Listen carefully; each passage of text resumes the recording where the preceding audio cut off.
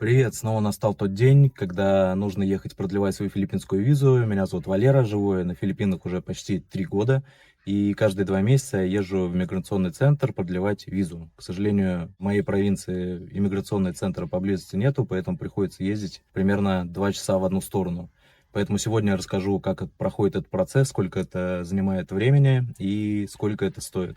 Поехали. Дорога дальняя, поэтому сейчас по пути заехал в 7-Eleven, возьму баночку себе энергетика в дорожку и поедем дальше. Магазины 7-Eleven здесь очень распространены, на каждом углу они есть, и вдоль трассы часто попадаются, и очень выручают, когда нужно заскочить что-нибудь по-быстренькому, взять там в дорогу водички, еще чего-то. Собственно, взял баночку энергетика, бутылочку воды холодненькой, и вышло это 110 песо. Кстати, ребят, тут на дорогах будьте крайне осторожны, потому что правила как бы существуют, но они легко нарушаемые, скажем так, и не все их знают, не все их соблюдают.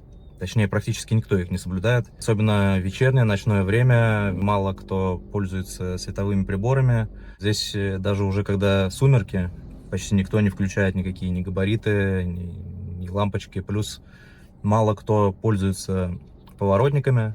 А если пользуется, то некорректно. Скорее всего, если там мигает поворотник налево, то мотоцикл или там машина повернет направо. То есть, либо это просто забывают там выключить поворотник, либо вообще случайно его там задели, он у них там мигает. Вот, поэтому будьте внимательны. Очень много аварий, очень много ДТП, очень много мопедов. Ну, основной транспорт — это мопеды в городе, да и вот на трассе, допустим, тоже. А здесь мопеды ездят, как говорится, как кому удобно. Правило там правой руки или что-то такое здесь не работает. Здесь максимум он может ногу выставить вместо указателя поворота или руку, и это означает, что он собирается поворачивать.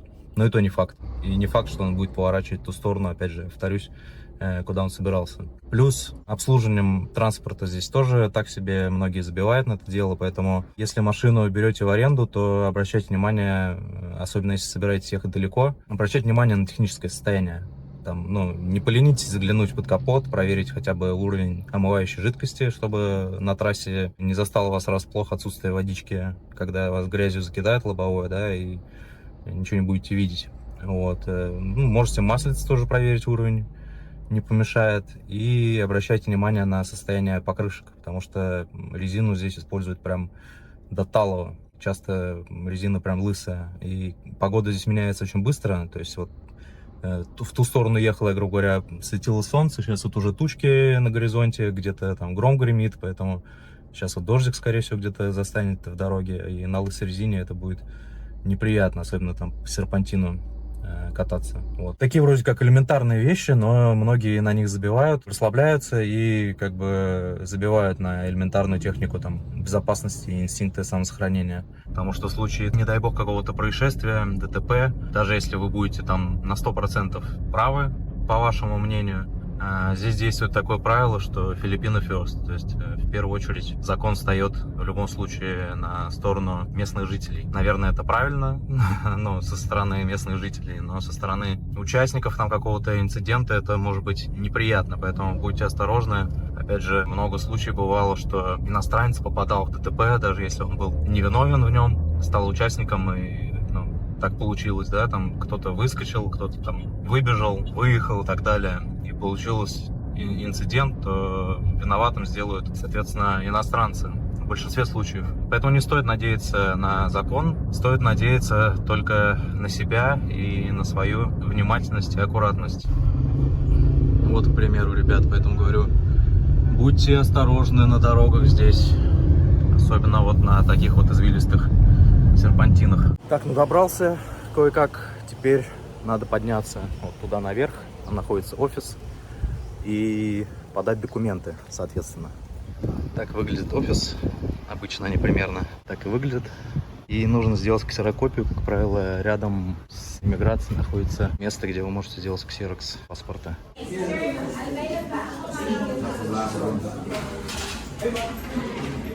Так, ну что, визу я продлил. В принципе, все нормально, как обычно, почти.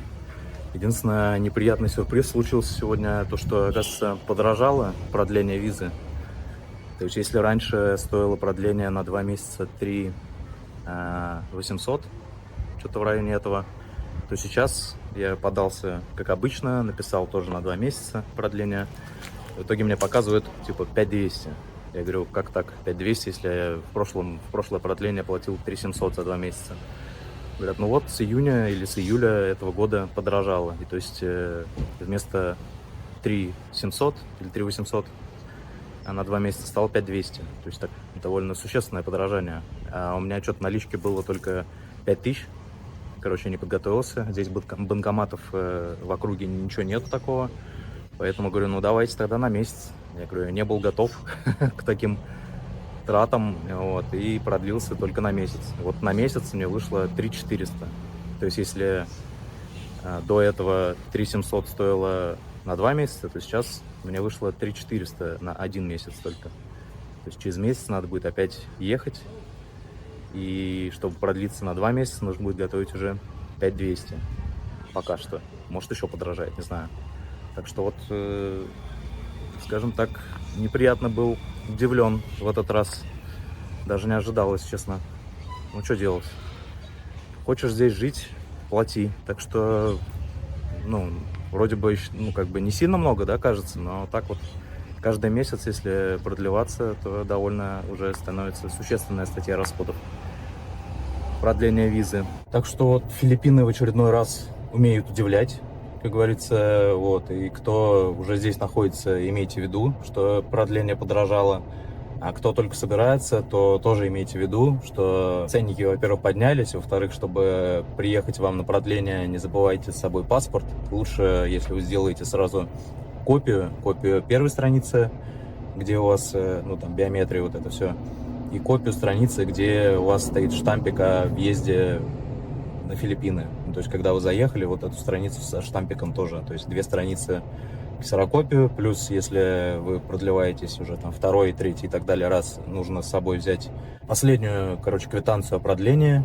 Не обязательно их все тащить, потому что у меня вот за 3 года почти накопилась такая вот пачка огромная, но не обязательно их таскать все. Достаточно с собой брать только последнюю квитанцию о продлении. При входе вам охранник выдает анкетку, которую вы заполняете. Ну, можно либо ее распечатать с официального сайта иммиграшки и заполнить дома. Но, в принципе, это там занимает 2 минуты. То есть там основные ваши данные, имя, фамилия, номер паспорта, там дата последнего прилета. Ну, в общем, там небольшая анкета заполняется на месте.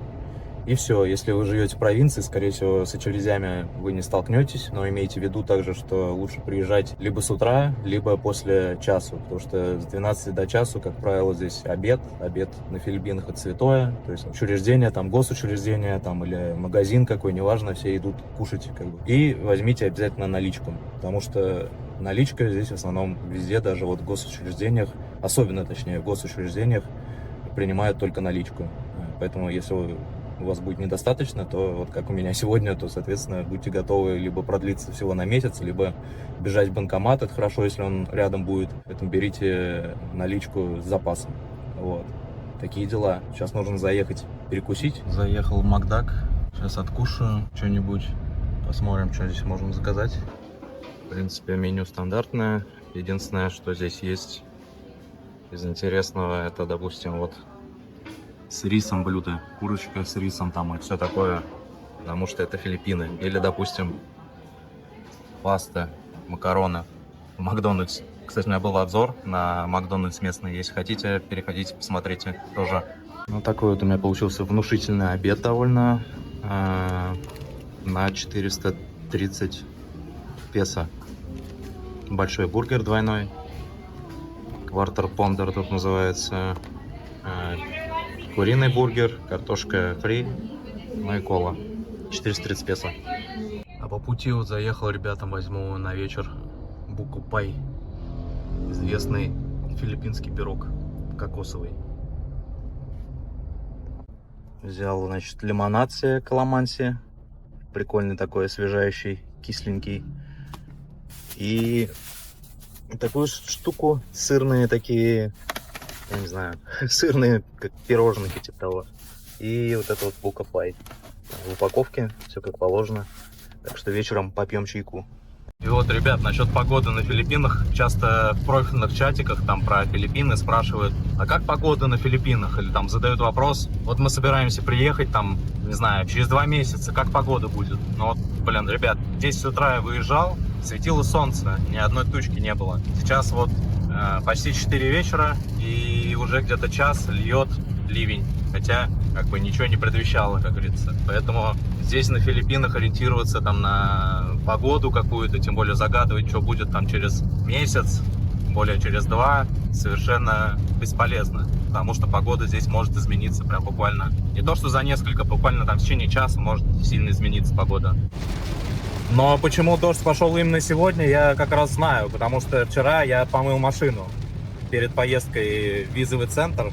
Вот поэтому здесь у нас сегодня дождь. По сути, я виноват. Добрался до дому, наконец-то. Ну, как до дому? Заехал сейчас в школу свою забрать. Филиппинку Лори. Здесь она работает в школе. Вот, сейчас ее подожду. Что можно сказать? У меня занимает поездка, продление визы порядка 6 часов. То есть, получается, весь рабочий день теряется на это.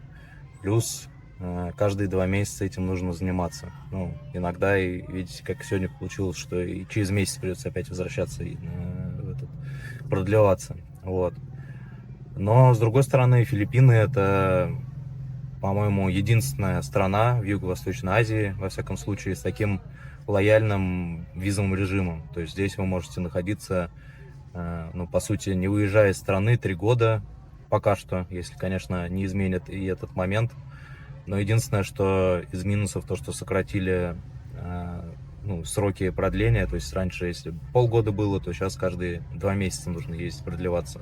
Но, тем не менее, зато не выезжая из страны, оставаясь здесь. Плюс здесь англоговорящее население в основном, что тоже является большим плюсом, я считаю. Из минусов это, конечно же, бюрократический аппарат, то есть кругом бумажки. Опять же, продление визы, то есть, к сожалению, нету онлайн продления. Ну, оно как бы есть номинально, но, как оказалось, можно им пользоваться только в первый год пребывания здесь. Плюс еще не каждое продление, там раз через раз, как-то там очень все хитро сделано. То есть получается, что, во-первых, только в первый год вашего пребывания здесь, во-вторых, всего лишь там пару раз вы можете за этот год воспользоваться онлайн-продлением. На момент, когда я приехал, его еще вообще не было. А когда оно появилось, я уже здесь находился больше года, поэтому не успел им воспользоваться, скажем так. Возможно, в дальнейшем когда-то сделают человеческое онлайн-продление. Но я сомневаюсь, мне кажется, это займет очень много времени. Что я могу посоветовать, скажем так, подводя итог? Во-первых, приезжайте пораньше, то есть часам к 9, с 9 уже открываются все иммиграционные центры, приезжайте прям часам к 9 пораньше, чтобы не застать обед, чтобы по-быстрому управиться. Плюс, как я уже говорил, обязательно берите с собой наличку. Плюс берите с собой наличку с запасом вот на такие вот всякие непредвиденные обстоятельства. Всегда старайтесь вовремя продлевать визу, не допускайте просрочки, потому что это может быть чревато для вас, как минимум штрафом. Вот как-то у меня было, на 1 день я просрочил визу. Так получилось, что я не обратил внимания и попало 4 число на какие-то местные праздники, которые здесь полно. Вот, и, соответственно, иммиграшка была закрыта, я продлевался на следующий день, и мне не разрешили на тот момент продлиться на 2 месяца, то есть мне разрешили только продлиться на месяц, это уже дополнительные расходы, плюс еще какой-то штраф там в районе 1000 песо, по-моему, тоже заплатила я за вот эту просрочку. Поэтому планируйте заранее, там за пару, за тройку дней лучше приехать продлиться. И самое основное, это взаимодействуйте нормально с персоналом при продлении, да и вообще с филиппинцами, с местными, да и в любой стране нужно быть человеком, да, но как бы здесь в том числе и, скажем так, особенно, да, потому что я уже говорил, что здесь, если, грубо говоря, то вы никто и звать вас никак. То есть вы здесь, кроме себя, кроме ваших родных и близких, никому не нужны, по большому счету. Вы здесь чужой человек. Какой бы вы замечательный не были у себя на родине, вы все-таки в гостях. Поэтому рекомендую вести себя прилично. То есть здесь крайне негативно относятся к любой критике, к любому там повышению голоса, к ссорам и так далее. Поэтому особенно в таких вот государственных учреждениях, типа иммиграционной службы, не вздумайте там спорить, повышать голос или что-то такое, потому что может закончиться неприятно. Я вот, допустим, на моей памяти, в прошлый раз, когда ездил продлеваться, туда пришел в иммиграшку тоже норвежец некий. При этом он пришел в таком состоянии, скажем так, после храброй воды, видимо, он принял, такой весь бодрый, дерзкий. и начал грубить офицеру. Девушка там сидела на продлении визы. Он начал что-то ей хамить, она попросила по-нормальному там предоставить какие-то документы, то ли паспорт, то ли там что-то. Он ей начал грубить, что типа ничего не буду, у меня тут в машине, я и так что-то там трачу время, там, начал что-то барагозить. Чуть ли не начал кидаться на эту несчастную девушку-администратора. Вот. Тут же подлетел охранник. В каждом учреждении, даже в супермаркетах, везде здесь, в принципе, вооруженная, условно вооруженная, но тем не менее охрана, у которой довольно много полномочий.